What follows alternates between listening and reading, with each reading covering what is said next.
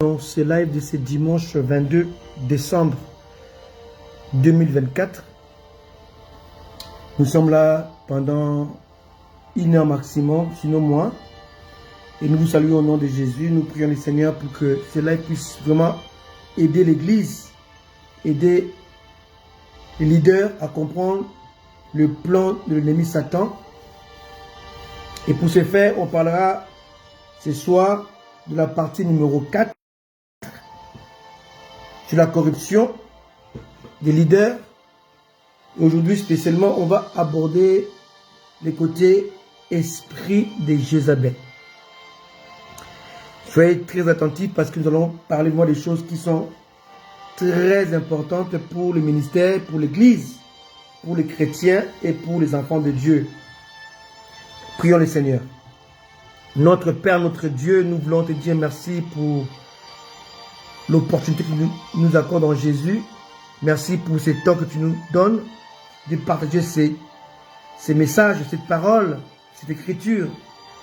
Et nous te demandons, Père, de nous ouvrir les esprits, nos esprits, comme tu l'as fait à tes disciples d'Emmaüs, que nous puissions comprendre ce que tu as dit dans ta parole concernant l'esprit de Jézabel.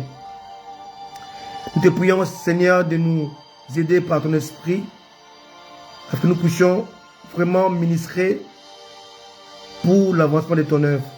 Au nom de Jésus. Amen. Amen. Je vous salue au nom de Jésus. Bienvenue dans ce live. Aujourd'hui, nous parlerons de l'esprit de Jézabel. Amen. Alors, pour ce faire, on va quand même parler de l'histoire, comme je l'ai dit la semaine dernière, l'histoire de la royauté d'Israël. Il est important de savoir que le premier roi, le roi Saül, il régnait entre 1050 et 1010. Après, David régnait entre 1010 à 970. Et Salomon régnait entre 970 à 931. Amen. Après Salomon, il y a eu Roboam, qui n'a pas régné comme ses prédécesseurs, mais qui a régné pendant un temps seulement sur le royaume unifié. Après, Dieu a divisé le royaume comme il a promis à Salomon, quand Salomon était encore vivant, que je vais diviser le royaume à cause de tes mauvais choix. Je l'ai dit dimanche dernier, suivez mon live de dimanche dernier, vous saurez. Donc, Dieu n'a pas voulu diviser le royaume du vivant de Salomon, mais il a fait après sa mort, notamment lors du règne de son fils Roboam.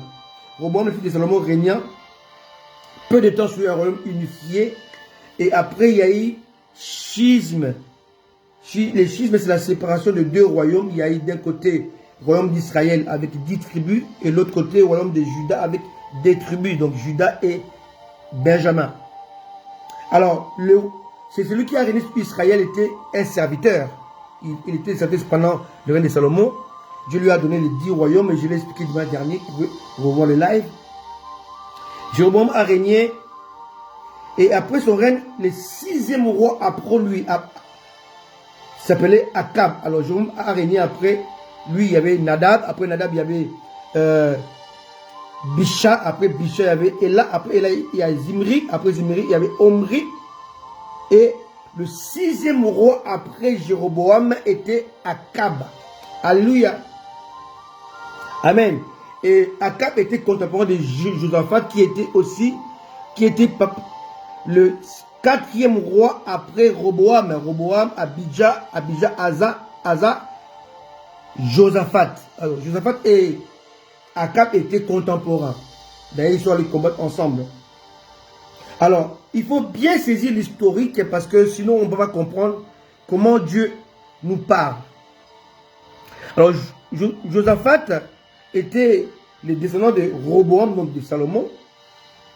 C'était un bon roi, mais il avait donné en mariage sa fille, son fils, qui était la fille de Akab et Jézabel, qui s'appelait Athalie. Athalie était la fille de Jézabel, et Akab avait épousé Joram, le fils de Josaphat. Alors, on va voir un peu ce message-là. Comment est-ce que ces choses-là se passent maintenant à l'église? Parce que mon thème de ce soir, ce matin, c'est l'esprit de Jézabel dans l'église. On n'aura pas beaucoup de temps pour expliquer cela, comment cet esprit pénètre à l'église et comment cet esprit essaie de grimper les échelons jusqu'à atteindre les leaders et maintenant influencer sa doctrine aux leaders. L'esprit de Jézabel ou dans l'église. Alléluia. Amen. Gloire à Dieu. Soyons très attentifs. On va aller maintenant commencer d'abord par le mariage d'Akab avec Jézabel. Omri, on est dans 1 roi 16, verset 28. Omri se coucha avec ses pères et il fut enterré à Samarie et Akab son fils régna à sa place. 29. Akab, fils d'Omri, régna sur Israël la 38e année d'Asa. Asa était roi de Juda. Alléluia. Asa, roi de Juda. Akab, fils d'Omri, régna 22 ans sur Israël à Samarie. 30. Akab, fils d'Omri, fit ce qui est mal aux yeux de l'Éternel, plus que tout ce qui avait été avant lui. Bien aimé. Il est ici question que l'Église comprenne l'histoire de l'Église, l'histoire d'Israël. D'abord, il y a eu 120 années de royaume unifié. Salomon régnant 40 ans, David 40 ans, Saül le premier roi 40 ans. Alléluia. Après le règne de Salomon, il y a eu son fils Roboam qui a régné peu d'années sur le royaume unifié. Et il y a eu schisme et séparation de royaume. Alors Jéroboam avait commencé par établir des sacrificateurs selon son cœur. Parce que les anciens d'Israël, avant la séparation, et quand il y a eu séparation, il y a eu deux royaumes. Le royaume de Juda avait seulement 2 tribus. La capitale était Jérusalem. Le royaume d'Israël avait 10 tribus. La capitale était Samarie. Alors, si on voit ces 2 royaumes, le royaume d'Israël s'est arrêté en 721 avant Jésus-Christ, alors que le royaume de Juda s'est arrêté en 586 lorsqu'on avait brûlé les temples. Alors, si on voit bien, si on comprend l'histoire, en fait, en réalité, lorsqu'on parle des Juifs, il s'agit de descendants de Juda. Il n'y a pas de Juifs descendants d'Israël. Lorsque le royaume s'est séparé en 2, le royaume d'Israël s'est arrêté en 721. Et après, il y a eu déportation de 10 tribus d'Israël en 722. Depuis 721, il n'y a plus de tribus d'Israël. Il n'existe plus. Il y a seulement les tribus de Juda, composées de Juda et de Benjamin. Alléluia. Et Juda a continué à régner jusqu'à la déportation. Ça s'est passé en 3 phases. Hein, d'accord? Alléluia. En 586, au temps de Jérémie, il y a eu 3 déportations. Et ces déportations ont donné comme finalité 70 années où Israël a été déporté à Babylone par le général Nabuzaradan, qui était le général de Nabucodonosor, qui était l'empereur. Alléluia. Vous devez bien comprendre aujourd'hui, on parle de l'histoire. Alléluia.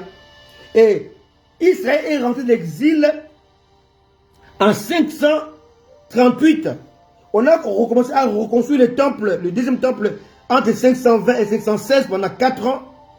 Alléluia. C'était arrêté et le temple a été reconstruit après. Alléluia. Amen. On a reconstruit le mur en 445. Là, on en parlera bien dimanche prochain. Mais aujourd'hui, on va voir comment est-ce que Jézabel a réussi à pénétrer la royauté et à porter la corruption. Lorsque Akab a épousé Jézabel, on poursuit, hein, 1 roi 16, verset 30, Akab fils d'Omri, fils qui est mal aux yeux de l'Éternel plus que tout ce qui avait été avant lui. C'est-à-dire quoi? Tout ce qui était avant lui. C'est-à-dire que quand on remonte depuis Akab, il y a eu ses prédécesseurs. C'était Omri, Zimri, Ela, Bisha et Nadab. Mais le plus grand entre eux, c'était le père de Jéroboam qui avait inventé les sacerdoces. Et comme en Israël, il n'y avait plus de temples, les temples étaient basés à Jérusalem.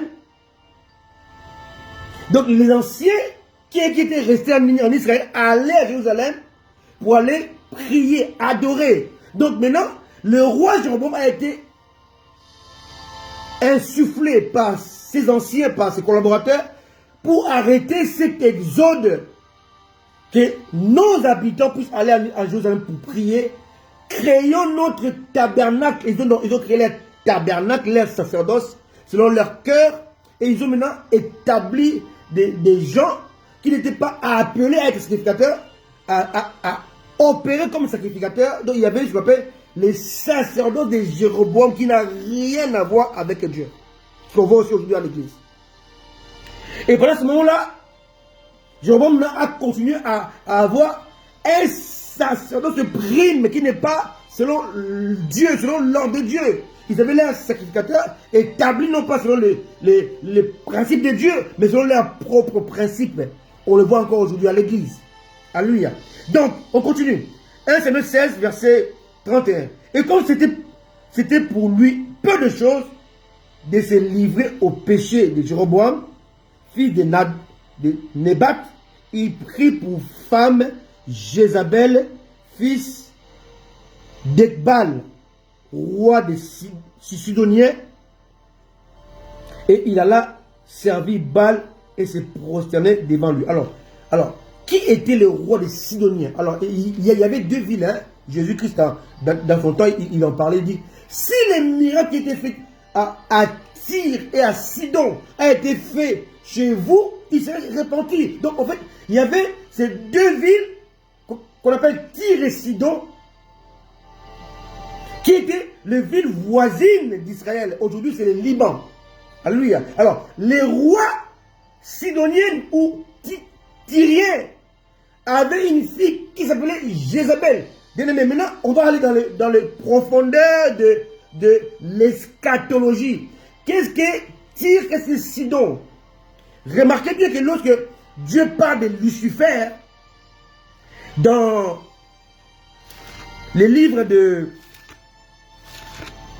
d'Ézéchiel 28, lisons la parole de Dieu. Bien aimé, c'est terrible. C'est terrible, cette histoire est terrible. Alléluia. Ézéchiel 28, verset 1. La parole de l'Éternel me fit adresser en ces mots. Fils de l'homme, là c'est Ézéchiel qui parle. Dis auprès de Tyr, donc Tyr et Sidon. Ainsi par l'Éternel, ton cœur s'est levé et tu as dit, je suis Dieu. Je suis assis sur le ciel de Dieu au sein des mers. Toi, tu es homme et non Dieu. Et tu prends ta volonté pour la volonté de Dieu. Dieu parle là. On continue au verset 11. Hein. C'est très long. La parole de l'Éternel me fit adresser en ces mots. Fils de l'homme, prononce une complainte sur le roi de Tyr. Remarquez bien que Jézabel était la fille du roi de Tyr et de Sidon. Sidoniens et Tyriens. Alléluia. Tu lui diras, ainsi parle le Seigneur l'Éternel. Tu mettais le sceau à la perfection. Tu étais plein de sagesse et parfait en beauté. Ici, on a l'impression que Ézéchiel parle à un être humain. Mais on va comprendre à la fin qu'il ne s'agit pas de l'être humain. Verset 13. Ézéchiel 28, verset 13. Tu étais en Éden, le jardin de Dieu, tu étais couvert de toute espèce de pierres précieuses, des sardoines, des topazes, des diamants, des chrysolites, d'onyx, des jaspes, des saphirs, des scarboucles, d'émeraudes et d'or. Tes tambourins et tes flûtes étaient à ton service, préparés pour le jour où tu fus créé. 14. Là, on voit que ce n'est pas un être humain. Tu étais un chérubin protecteur aux ailes déployées.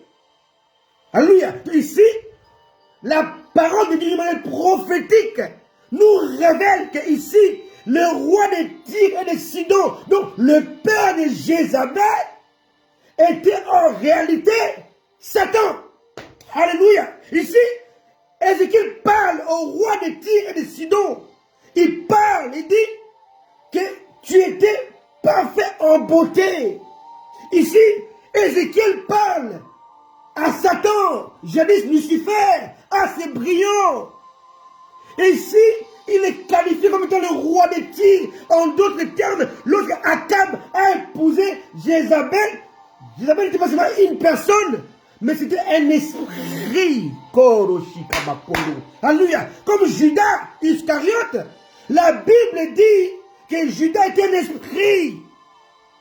Père, je n'ai rien perdu de tout ce que tu m'as donné. Jean 17, Jésus parle. Il dit, sinon, le fils de perdition. Donc, Judas avait un père, il avait une mère, mais Judas, au fond, c'était un esprit. Oh, alléluia. Donc ici, avec la révélation de la parole de Dieu, prophétique, on comprend que Akab avait épousé Jézabel, la fille du roi de Tyr et de Sidon. Et quand on voit dans Ézéchiel 28, verset 14, on voit que les soi-disant rois, imagés rois dans le livre des rois, 16, dans Ézéchiel, on voit que ces rois-là étaient imagés par l'esprit. Lisez bien, Ézéchiel 28, verset 2, on parle du roi de Tyr. Alléluia. Verset 14, on voit que ces rois, c'était un esprit en fait. Tu étais un chérubin protecteur aux ailes déployées. Je t'avais placé et tu étais assis sur la sainte montagne de Dieu.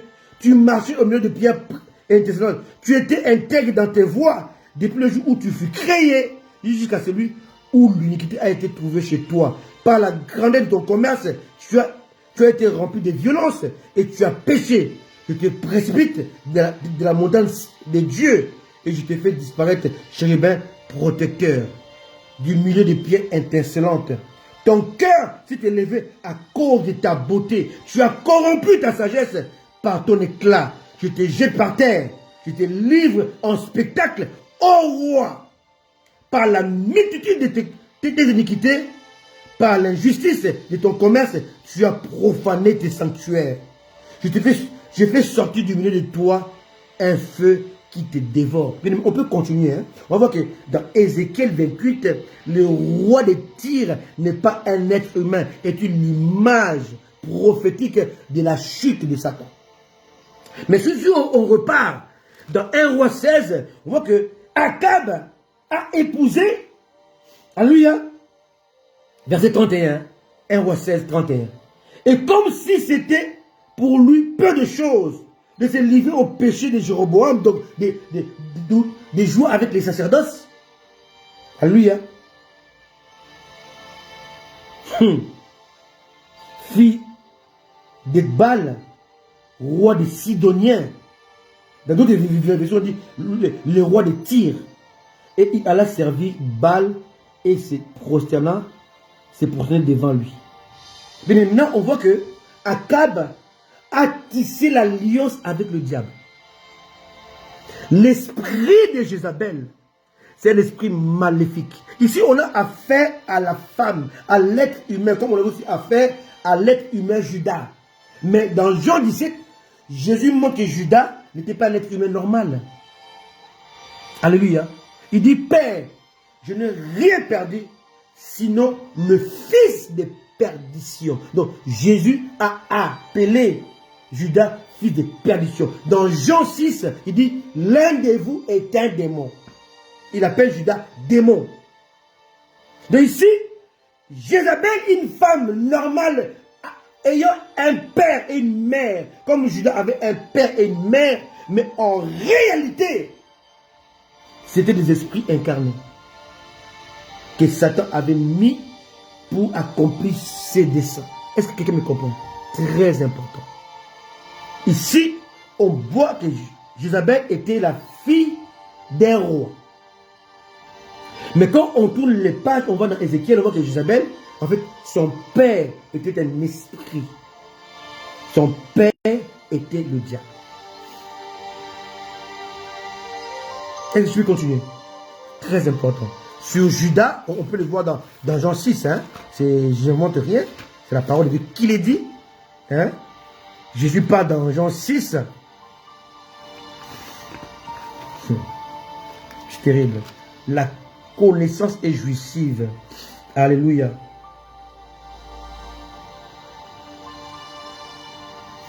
Alléluia. Jean 6, 70. Jésus leur répondit, n'est-ce pas moi qui vous ai choisi, vous les 12? Et l'un de vous est un démon. Pas un démon, pas qu'il est possédé, mais il est un esprit impur. Jean 17, verset 12.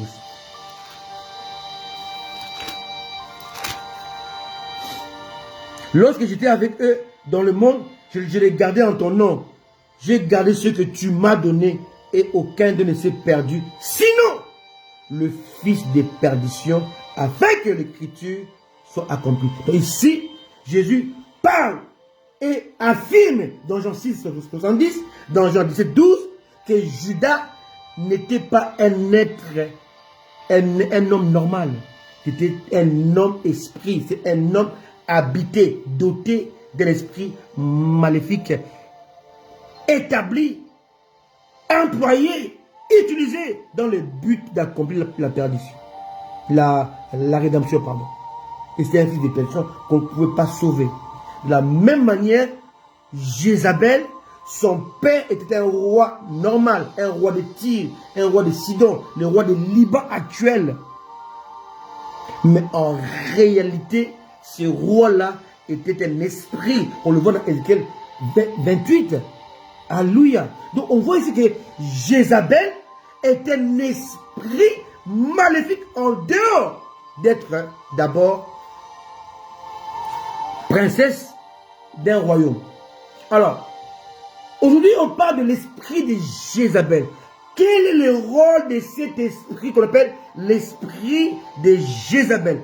Cet esprit de Jézabel apparaît à chaque fois que Dieu établit l'esprit d'Élie. Alors, c'est quoi le rôle de l'esprit d'Élie? Est-ce que l'esprit d'Élie est différent de l'Esprit Saint? Non! L'esprit d'Élie est suscité par l'Esprit Saint, par le Saint-Esprit. L'esprit d'Élie est une personne dans laquelle Dieu a établi la révolution spirituelle. C'est une personne qui est là pour s'opposer à tout ce qui est idolâtrie, à tout ce qui est mélange. On va commencer par Élie pour comprendre c'est quoi l'esprit d'Élie. Alléluia. Élie est suscité. Élie vient. Élie remarque que le royaume dans lequel il se trouve était un royaume corrompu, dans lequel il y a une femme esprit, une femme possédée, une femme établie par le diable, une femme suscitée par le diable. Alors Élie vient, ici, on est dans 1 Roi 17, verset 20 et 21. Akab envoya des messagers vers tous les enfants d'Israël et il rassembla le prophète à la montagne de Carmel. 21. Alors Élie s'approcha de tout le peuple et dit, jusqu'à quand boiterez-vous de deux côtés? Si l'Éternel est Dieu, allez après lui. Si c'est Baal, allez après lui. le peuple ne lui répondit rien. Élie, c'est une personne qui sépare le bon et le mauvais, le vrai, le juste et l'injustice, qui sépare le véritable Dieu avec l'idolâtrie. D'avec l'idolâtrie. Alléluia. Élie, c'est une personne, c'est un esprit qui combat l'idolâtrie. S'il y a un péché que Dieu ne supporte pas, c'est l'idolâtrie, qu'on appelle les veaux d'or. Adorer quelque chose, quelqu'un à la place de Dieu. Aujourd'hui, nous sommes comme des innocents. Mais aujourd'hui, dans les églises finitives, pas primitives, mais finitives, l'église de la fin des temps, il y a plus l'idolâtrie qu'autre chose. On voit, on dit l'église de Christian, l'église de Patricia, l'église de Marcel. On a usurpé le nom de Jésus. Les églises portent le nom de personnes. Je prie chez Christian, je prie chez Marcel, je prie chez Henriette, je prie chez Solange, je prie chez Élu. Et quand tu parles, on dit, Marcel, dans ton église, tu fais comment? Bien aimé, on est en train de rentrer dans l'adoration du leader. Donc il y a là l'esprit de Jézabel. Et l'esprit de Jézabel et l'esprit de lui ont une guerre perpétuelle.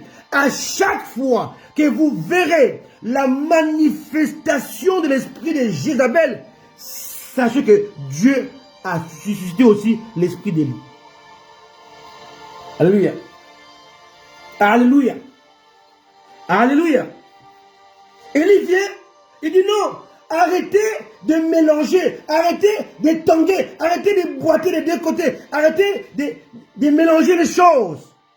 Si Baal est Dieu, alors priez Baal, adorez Baal. S'il n'est pas Dieu, alors arrêtez. Élie va provoquer une confrontation publique entre les prophètes de Baal et lui. Ils étaient 400 prophètes de Baal et 400 prophètes d'Astarté. 800 prophètes contre lui-même. Il y a une confrontation directe. Il a dit, on va invoquer que les feux descendent pour consumer l'Holocauste. Et c'était public. Ceux-là qui sont dotés de l'esprit d'Élie, ils n'ont plus peur de rien. Ils n'ont pas besoin de la réputation. Ils n'ont pas besoin de la gloire. Ils n'ont pas besoin que les choses soient en leur faveur. Ils n'ont qu'une seule chose dans la tête. Dieu. Et l'adoration de Dieu. L'esprit d'Élie est toujours combattu par l'esprit de Jézabel. Alléluia. On peut le voir là dans 1 Roi 18. La confrontation entre le Élie et les 400 prophètes de Baal et les 400 prophètes et les 800 prophètes idolâtres. Alléluia. Qui adoraient Baal, qui est autre que Belzéboul, hein? Balzébout, hein? Balzébout. Donc c'est lui, en fait, lui Satan va changer plusieurs identités, plusieurs casquettes en fait. C'est lui-même Baal, c'est lui-même Satan, c'est lui-même le roi de Tyr, c'est lui-même Satan. Donc c'est lui-même le père de Jézabel. Alléluia. Le père de Judas Iscariote. Alléluia. Est-ce que quelqu'un me comprend? Lisez 1 Roi 18, vous allez voir cette confrontation où Élie va se moquer d'eux. Élie va retablir le tableau. Mais l'esprit d'Élie, celui qui est doté d'esprit d'Élie, je parlais à mes fils, je parlais aux hommes de Dieu que j'encadre. Hein? Je leur ai dit que vous tous qui me suivez, vous tous qui êtes dans cette école de la révélation de Dieu, vous êtes tous dotés d'esprit d'Élie. Vous êtes contre l'idolâtrie, vous êtes contre les mélanges, vous êtes contre les faux prophètes, vous êtes contre tous ces gens-là qui viennent mixer les choses, mélanger tout. Élie s'est moqué d'eux. Et la moquerie d'Élie et le fait que ces prophètes-là sont dénoncés, ça a enragé Jézabel. Maintenant, on est maintenant dans 1 Roi 19. Alléluia. Verset 1. Akab rapporta à Jézabel tout ce qu'avait fait Élie et comment il avait tué par l'épée tous les prophètes. Il a tué 800 prophètes. Tous les prophètes. 2. Jézabel envoya un messager à Élie pour lui dire que les dieux, donc les dieux idoles, que les dieux au pluriel, que les dieux me traitent dans toutes les rigueurs si demain à 7 heures je ne fais de ta vie ce que tu as fait de la vie de chacun d'eux. Donc Jézabel va promettre à Élie via les messagers que je vais prendre ta tête. Est-ce que quelqu'un me comprend? Ici, dans 1 roi 19, verset 2, Jézabel promet de couper la tête d'Élie. 3. Élie, voyant cela, se leva et s'en alla pour sauver sa vie.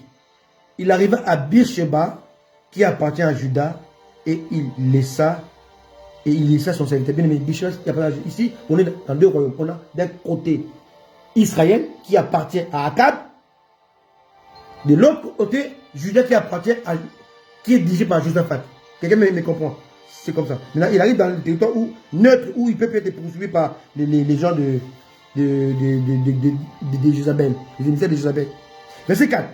Pour lui, il alla dans le désert où, après une journée de marche, il s'assit sous un genêt et demanda la mort en disant: c'est assez maintenant, Éternel, prends mon âme, car je ne suis pas meilleur que mes pères. Il se coucha et il s'endormit sous un genêt, et voici un ange le toucha et lui dit: lève-toi, mange. Et regarde, il y avait à son chevet un gâteau cuit sur des pierres chauffées et une cruche d'eau. Il mangea et but, puis il se recoucha.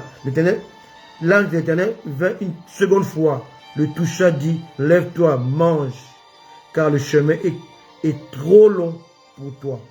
Alléluia. On peut continuer maintenant. Dans le verset 8, là, il va au Horeb, et là, il va rencontrer Dieu. Horeb, c'était là où Moïse aussi avait rencontré Dieu. Alléluia. Il était caché sur le creux de la montagne d'Horeb, là où Moïse avait déposé Josué. Bien aimé, c'est très important de commencer cette histoire. Vous voyez que Akab va se servir de Jézabel pour reproduire les autres dieux via les faux prophètes. Alors comprenez ici que on est maintenant dans le domaine spirituel. Ici on est dans Roi, mais on va aller maintenant dans le dernier livre de l'Ancienne Alliance, Malachie. Hein? On ne dit pas Malachi, on dit Malachie. Hein? Malachie, Dieu va parler. Alléluia. C'est l'un des derniers prophètes de l'Ancienne Alliance. Bien que ce n'était pas le dernier c'est Jean-Baptiste. Hein? Jean-Baptiste était le dernier prophète de l'Ancienne Alliance. Mais lui, c'était l'un des derniers prophètes qui avait prophétisé sur les choses que je vais vous dire aujourd'hui, sur l'esprit de Jézabel. Alors Malachie va parler dans Malachie chapitre 3, verset 1. Voici, j'enverrai mon messager, il préparera le chemin devant moi, et soudain entrera dans son temple, et le Seigneur que vous cherchez est le messager de l'alliance que vous désirez. Voici, il vient, dit l'Éternel des armées. Alors, ici, Malachie va parler d'un serviteur que Dieu a promis d'envoyer, et ce serviteur est appelé Élie. Ici, on parle plus d'Élie, les prophètes, on parle d'Élie, esprit. Esprit d'Élie. On tourne les pages. Malachie 4, verset 5. Voici, je vous enverrai Élie, le prophète, avant que le jour de l'Éternel arrive. Ce jour grand et redoutable. Il ramènera le cœur de père à leurs enfants et le cœur des enfants à leurs pères, de peur que je ne vienne frapper le pays d'interdit.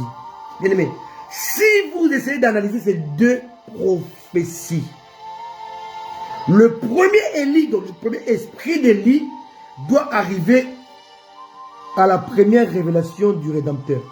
Donc, le Élie numéro 1 doit venir pour préparer le chemin à Jésus.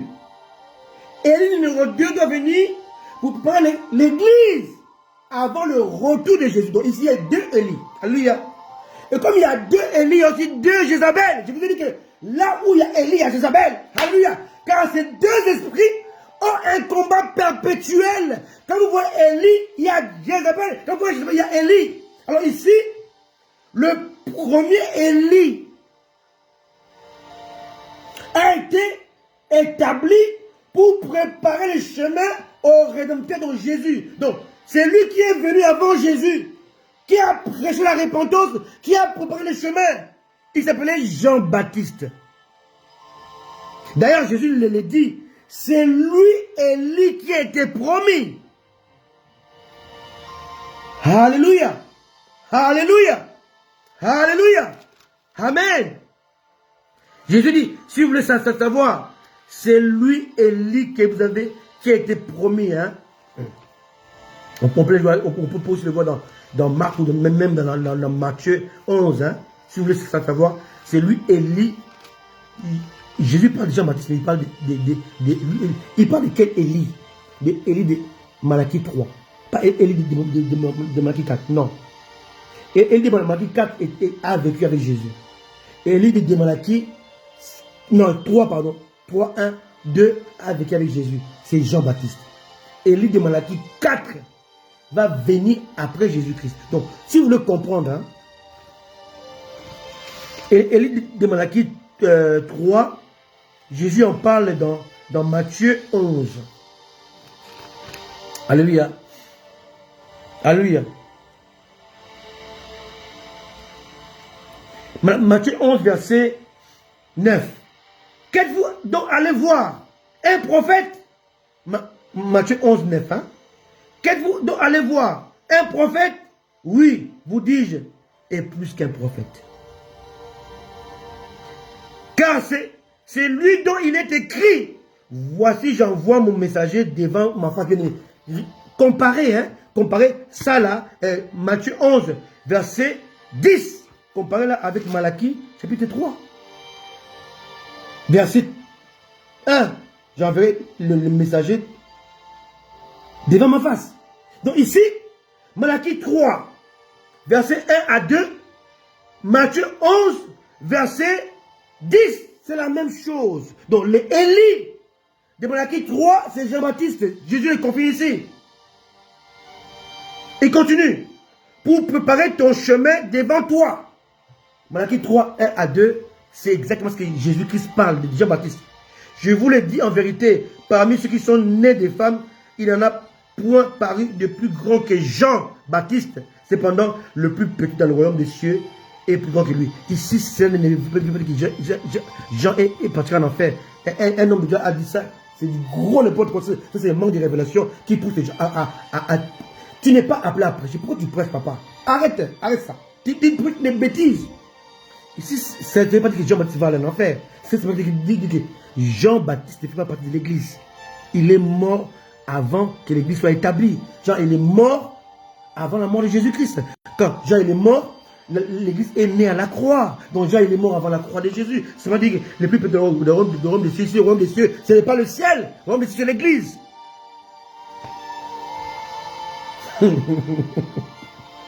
Rome des cieux, c'est l'église. Ce n'est pas le ciel. C'est l'église. Alléluia. Donc le plus petit dans l'église. Donc pour dire que l'église a un niveau plus élevé que la parce que ici Jean-Baptiste est dans l'ancienne alliance. Alléluia. Il est le dernier prophète de l'ancienne alliance. Donc Jean est né et mort de l'ancienne alliance. Jésus est né et mort aussi dans l'ancienne alliance. Le nouvel alliance commence à la croix. Alléluia. Il faut que nous comprenions cela. Alors, au verset 12. Depuis le temps des gens jusqu'à présent, le royaume des cieux est forcé. Et ce sont les violents qui s'en emparent. Car tous les prophètes et la loi ont prophétisé jusqu'à Jean. Donc, la loi s'arrête à Jean. Donc, Jean et Jésus ont travaillé sous la loi. L'église est sous la grâce. Amen. Donc, Jean était le dernier prophète de la loi. Et il va être clair au verset 14. Matthieu 11. Et si vous voulez le comprendre, c'est lui qui est Élie qui devait venir. Quel Élie? L'Élie de Matthieu chapitre 3, versets 1 et 2. Alléluia. Maintenant, le Élie de Malachie 4 et 5, c'est le Élie qui va préparer le chemin pour l'enlèvement, avant l'enlèvement. Et ce Élie-là aura pour Jézabel, l'esprit de Jézabel, non pas Jézabel de 1 roi 16, 1 roi 17, non. Non pas le Jézabel des temps de Jésus, non. Il y aura pour Jézabel de, après chapitre 2, verset 20. My goodness. My goodness. My goodness. Alléluia. Donc ici, on a 3 Jézabel et on a 3 Élie. Le Élie au temps de Akab, qui a affronté Jézabel, femme d'Akab. Le Élie au temps de Jésus, et qui a affronté non pas Jézabel, mais comme Élie était revêtu par l'image de Jean-Baptiste, Jézabel aussi était revêtu par l'image d'Hérodias. Alléluia. Donc, le premier Élie avait confronté la princesse Jézabel, fille du roi de Tyr et Sidon. Jézabel, la reine Jézabel. Le deuxième Élie est un esprit qui habitait Jean-Baptiste, qui devait combattre Hérodias. Hérodias ou Hérodiane était la femme du roi Hérode. Alléluia. Donc, la femme du roi Hérode, au temps de Jésus, était la deuxième Jézabel qui combattait l'esprit d'Élie qui habitait Jean-Baptiste. Et la troisième Jézabel est déjà dans l'église. Et elle combat tous ceux-là qui ont l'esprit d'Élie, qui combattent les églises humaines, les églises diaboliques, les faux prophètes. Et ces gens-là, le Marcel, les Christian, les Patrick, les Létard, les Patriciens, les élus, les Joël, et votre Jézabel est déjà là. Elle va vous combattre. Rappelez-vous, l'esprit d'Élie et l'esprit de Jézabel ont un combat perpétuel. Cela va s'arrêter qu'après l'enlèvement. My goodness. Donc Hérodias a poussé sa fille Salomé, qui savait danser, à demander la tête de Jean-Baptiste. Élie a échappé à perdre sa tête au temps de Akab. Mais Élie, Jean-Baptiste, a perdu sa tête au temps de Jésus. Pourquoi? Maintenant, on va faire ce qu'on appelle la cohérence du message. Élie a été enlevé pour échapper à Jézabel. Et c'est Élisée qui est venu détruire Jézabel. Le deuxième Élie, Jean-Baptiste, n'a pas échappé à Jézabel. Et Jézabel a eu sa tête. Troisième Élie, c'est la même chose que le premier Élie. Dieu va l'enlever avant que Jézabel ne prenne sa tête. Alléluia. Alléluia. Alléluia. Lisons le livre de la Prêche, chapitre 2, verset 20. Jésus qui est à l'introduction de ces messages. Alléluia. Qui est l'introduction. Il y a tellement de choses à dire. Alléluia. Lisons. Après chapitre 22, verset 20. Commençons par les versets 18. Hein? Écrit à l'ange de l'église de Thyatire. Thyatire, et c'est comme l'église en temps d'idolâtrie. Donc, cette église-là, de Thyatire, est l'image du peuple au temps d'Akab. Alléluia. Au temps d'Akab, le peuple était dans le temps de l'idolâtrie. Aujourd'hui que je vous parle, le 22 décembre 2024, l'église est dans l'idolâtrie. Si vous voyez les images des pasteurs au Congo, comme les Mutombo, les Mukuna, tous ces gens-là sont adorés. Regardez les images. Je ne suis pas contre eux, mais je suis ici clair non pour dire que dans ces églises-là, il y a l'idolâtrie. On adore un homme. On prend la photo des pasteurs, on le brûle, on met avec de l'eau, on boit pour avoir les miracles. C'est l'idolâtrie. Le Dieu qui est prêché dans ces églises-là n'est pas le véritable Dieu. Donc ici, on est à l'église de Thyatire, l'église en temps d'idolâtrie. L'église aujourd'hui, dans le monde, est l'église du Thyatire. Quelqu'un me comprend? Parce que l'église est rentrée en temps d'idolâtrie. On adore les êtres humains, on adore les hommes de Dieu, on adore les pasteurs, on adore les dirigeants. Alléluia. Les gens ne lisent plus la parole de Dieu. Tout ce que l'homme de Dieu a dit, c'est la parole de l'évangile. Hier, j'ai mis un message contre les faux serviteurs qui ont dit qu'il n'y a pas de père spirituel. J'ai donné un verset où on parle de pauvres comme étant les pères spirituels. Onésime. Le temps est venu où le vrai Élie comme nous, qui sommes dotés de l'esprit d'Élie, on va dénoncer ces gens-là et on va les livrer en spectacle. Et on sait une seule chose, que ces gens n'auront pas notre tête comme ils ont eu la tête de Jean-Baptiste. Parce que Élie, pour échapper à Jézabel, Dieu l'a enlevé. Et Christian, pour échapper à Jézabel, Dieu va l'enlever aussi. Donc l'enlèvement est l'image. L'enlèvement de l'église est l'image d'Élie enlevée. L'église a enlevé pour échapper à Jézabel. Car c'est celui qui est destiné à détruire Jézabel, c'est Jésus-Christ. Celui qui est destiné à détruire Jézabel était Élisée, ce n'était pas Élie. Élie devait être enlevé pour que Élisée vienne détruire Jézabel. N'oubliez pas que Élisée a fait le double d'Élie. Élie a fait 7 miracles, Élisée en a fait 14. Alléluia. Alléluia. Alléluia. Alléluia. Le maître arrive. Et avant l'arrivée du maître, Dieu va enlever tous ceux qui sont dotés d'esprit d'Élie. Il y aura l'enlèvement exactement comme l'enlèvement d'Élie qui a donné place à Élisée. L'enlèvement d'Élie, Église, donnera place à Jésus-Christ qui vient avec les bâtons de fer pour établir le règne, le millénium. Quelqu'un a compris la similitude de la prophétie. D'un côté, il y a Élie, un être humain. De l'autre côté, il y a Jézabel, la fille d'un roi. De l'autre côté, il y a Jean-Baptiste, le fils d'un sacrificateur.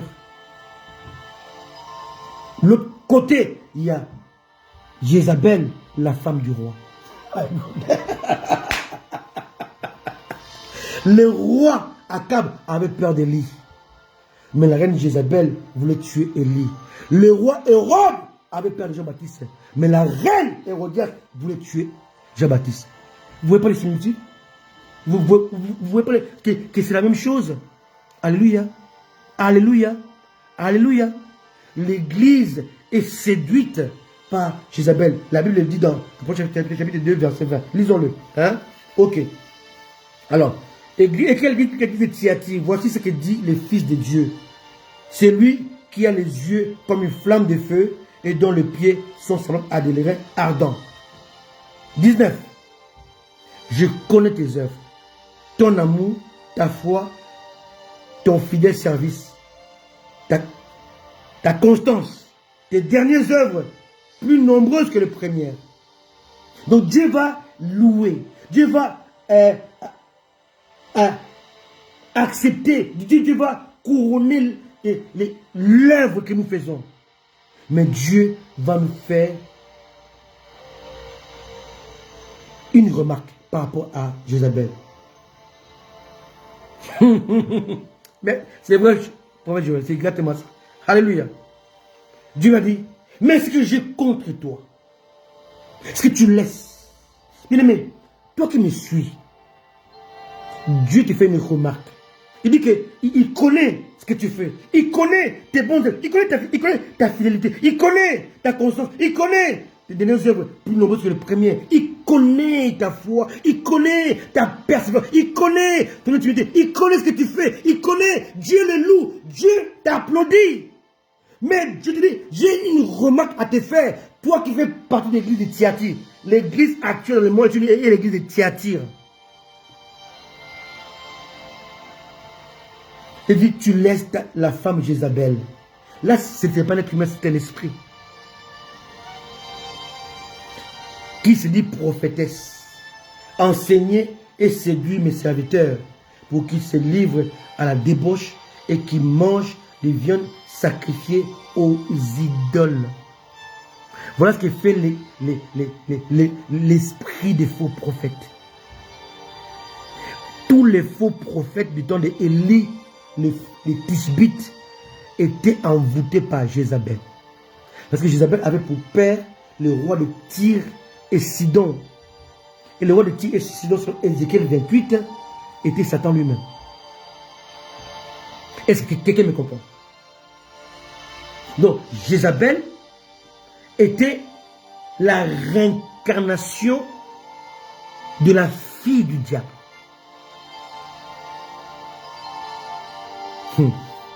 Je suis que dans le balbutiement de ces messages, je ne l'ai même pas encore abordé.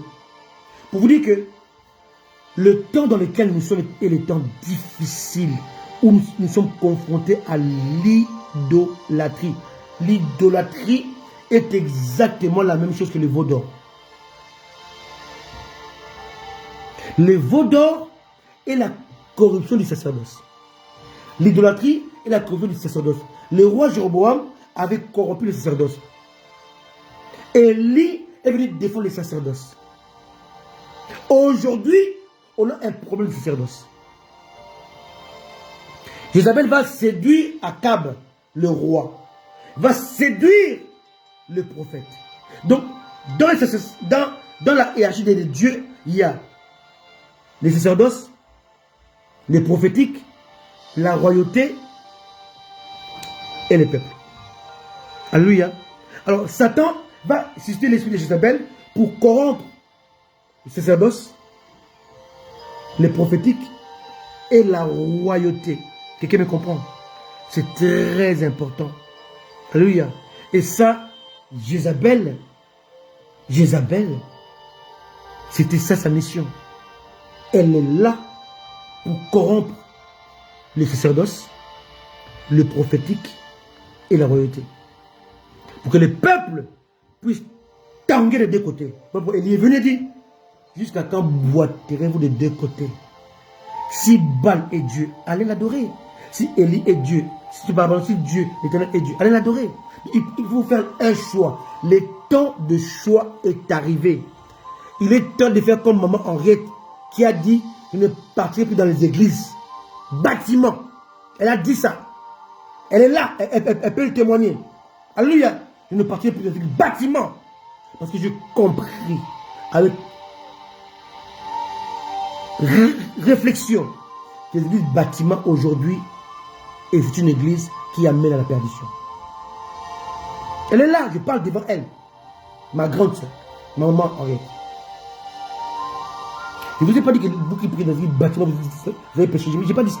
Je dis qu'il est temps de faire le choix. Quand tu vois que dans ces églises-là, il n'y a plus la vraie vérité. C'est que Jézabel, c'est que l'influence de Jézabel, sortez de là. Sortez de là. Car vous risquez de manquer l'enlèvement pour ça. À cause de ça. Mais je ne fais que contourner, effleurer ces messages. Qui est des messages tellement importants, utiles et éternels. Parce que la guerre entre Élie, l'esprit d'Élie et l'esprit de Jézabel est une guerre perpétuelle. À chaque fois qu'il y aura l'esprit d'Élie établi, il y aura l'esprit de Jézabel suscité. À chaque fois qu'il y aura l'esprit de Jézabel suscité, il y aura l'esprit d'Élie établi. Alléluia. Quand vous voyez l'esprit d'Élie derrière l'esprit de Jézabel, quand vous voyez l'esprit de Jézabel, l'esprit d'Élie n'est pas loin. Aujourd'hui, on a des pasteurs, des hommes de Dieu qui sont de plus en plus marre de ce qui se passe à l'église. De ces soi-disant grands pasteurs. Ils posent des actes répréhensibles, des actes odieux, des actes impurs, des actes diaboliques. Au nom de Jésus, au nom de la nouveauté, au nom de la révélation, au nom du renouveau, au nom de la découverte, mais pas au nom de Dieu. L'Église est confrontée à l'esprit de Jézabel. La Bible en parle dans le livre de l'Apocalypse, chapitre 2, verset 20. Alléluia. Cet esprit a un rôle, a un but, a une mission. Livrer les serviteurs de Dieu à la débauche. Bien aimé, aujourd'hui, 90% des hommes de Dieu, d'hommes de Dieu que nous connaissons, vivent avec 2, 3, 4 femmes. Vivent dans l'impudicité de l'adultère. Il y a 90%. On pense à la débauche. Troisièmement, la débauche, c'est aussi l'idolâtrie. Ils sont dans l'idolâtrie. Ils sont corrompus. Et je vais développer la dernière partie dimanche prochain. Manger des viandes sacrifiées aux idoles. Ça, je vais en parler dimanche prochain. Donc, tout ce que la Bible dit ici dans le livre d'Apocalypse, chapitre 2, verset 20, c'est exactement ce que l'Église vit aujourd'hui. Des hommes de Dieu servent le diable, servent le roi de Tyr et de Sidon.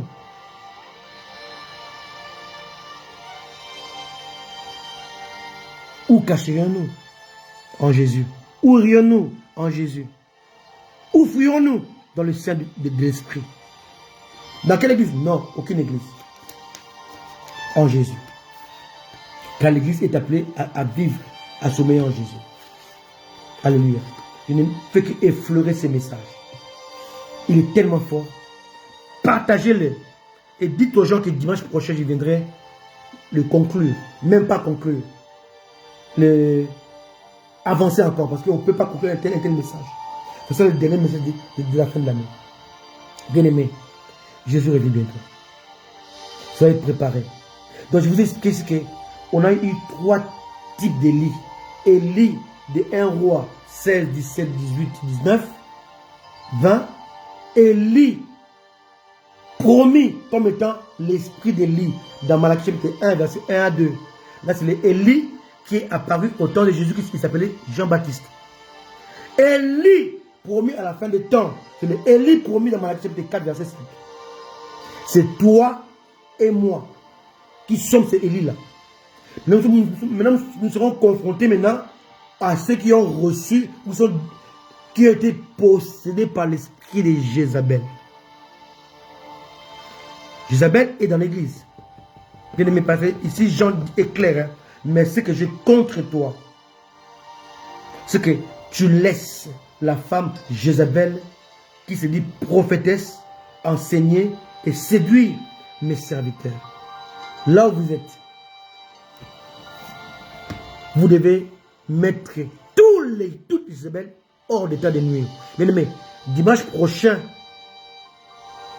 je vais vous parler comment l'esprit de Jézabel agit. C'est un esprit caméléon. C'est un esprit caméléon qui est difficile à détecter. Si elle possède une femme, cette femme-là va venir dans l'église dans laquelle tu es. Son but est d'atteindre les pasteurs. Mais elle va passer par des moyens occultes, par des moyens contournés.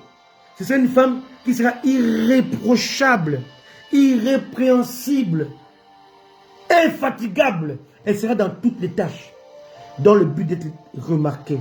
Et plus elle sera remarquée, plus le pasteur va l'amener dans son cercle. Elle va dans le cercle des pasteurs, elle va prendre le cercle là en tenaille.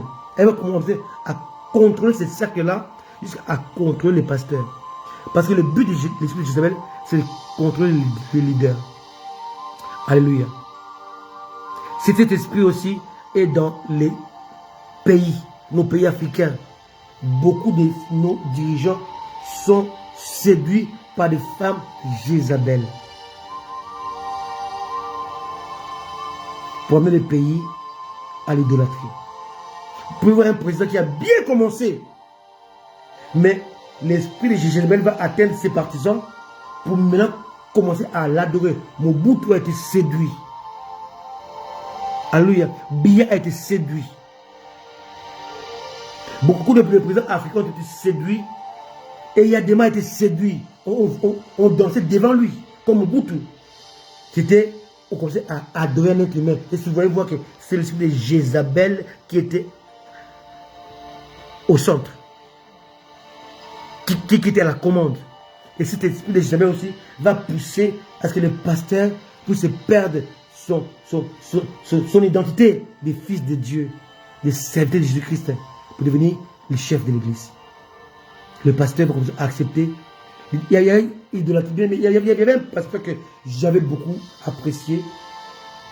Et quand je commençais à voir autour de lui l'idolâtrie, j'ai dit à mon épouse élue, cet homme-là va mourir dans peu de temps.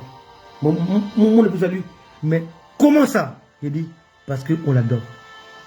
Et quand on commence à adorer un être humain, Dieu est jaloux. Parce que Dieu n'est pas fait par sa gloire. Et peu de temps après, cet homme de Dieu a fait un accident de voiture, il est mort. Alléluia. Alléluia. Alléluia. Ne déclarez pas la guerre à Dieu.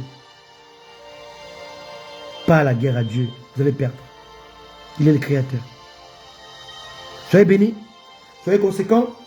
Je ne fais qu'effleurer ce message-là. Aujourd'hui, c'est que l'introduction de l'esprit de Jézabel. Dimanche prochain, je vais vous parler comment cet esprit arrive à l'église. Elle pénètre.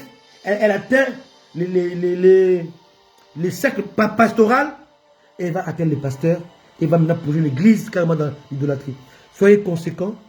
Jésus revient bientôt. Et ceux qui seront enlevés sont ceux-là qui sont habités par l'esprit d'Élie. L'esprit qui s'oppose à l'adoration des êtres humains, qui s'oppose à l'idolâtrie, qui s'oppose à l'esprit de Jézabel. L'esprit de Jézabel avait eu Élie, Jean-Baptiste, mais n'aura pas Élie, église du temps de la fin. Alléluia. Élie, Jean-Baptiste était Élie qui préparait le chemin au Rédempteur. Mais Élie, du temps de la fin, c'est Élie qui sera enlevé comme le premier Élie qui était enlevé pour échapper à Jézabel. Élisée viendra détruire Jézabel du temps d'Élie.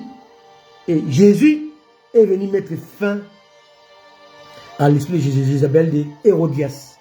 Il y a un autre esprit d'Élie qui est là, dont nous sommes les partisans, et qui va combattre l'esprit de Jézabel qui est déjà dans l'église. Parce que notre église actuelle, c'est l'église de Thyatire, l'église au temps de l'idolâtrie. Soyez bénis, soyez conséquents. Jésus revient bientôt. S'il ne revient pas ce soir, il ne revient pas demain, après-demain, s'il ne revient pas d'ici dimanche, on sera là. Mais s'il revient entre temps, le rendez-vous est donné dans les airs. Parce que nous sommes des Élie, nous sommes habités par le Saint-Esprit qui manifeste en nous l'esprit d'Élie, promis dans Malachie 4, verset 5. L'Élie de dans Malachie 3, verset 1 à 2 est déjà passé. C'était Jean-Baptiste. Nous sommes des Élie, Malachie 4, verset 5. Soyez bénis, soyez conséquents. Que Dieu vous bénisse. À très bientôt. Bye.